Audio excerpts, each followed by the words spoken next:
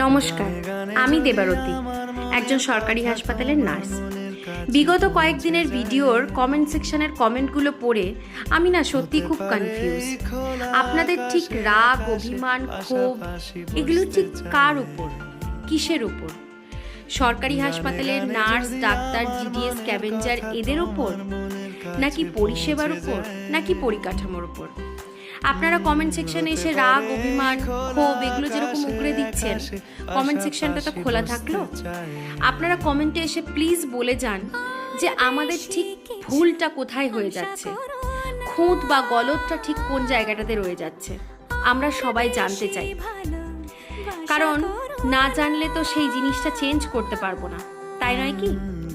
আর একটা জিনিস আমি ভিডিওতে যেটা দেখলাম, যে আপনাদের নার্স দিদিদের প্রতি রাগটা ডাক্তারবাবুদের থেকে অনেক বেশি। কেন বলুন তো? আচ্ছা, হাসপাতালে এসে সবচাইতে বেশি কার সাথে সময় কাটান বলুন তো? ডাক্তারবাবু, জিডিএস, স্ক্যাভেঞ্জার এদের সাথে, নাকি একজন নার্স দিদির সাথে? অবশ্যই একজন নার্স দিদির সাথে। আচ্ছা, আপনার বাড়িতে কি এরকম হয় যে বাড়িতে সবচাইতে বেশি যার সাথে সময় কাটান, এই যেমন ধরুন না মায়ের সাথেই সবচাইতে বেশি রাগ, ক্ষোভ, মান অভিমান, ঝগড়াটা একটু বেশিই হয় না? কিন্তু মাই আমাদেরকে সবচাইতে বেশি ভালোবাসে। আমরা নার্সরা আপনাদেরকে সত্যিই খুব ভালোবাসি। আমরা আপনাদেরকে নিয়ে অনেকটা বেশি কনসার্ন। আমরা চাই আপনারা সুস্থ হয়ে বাড়িতে যান।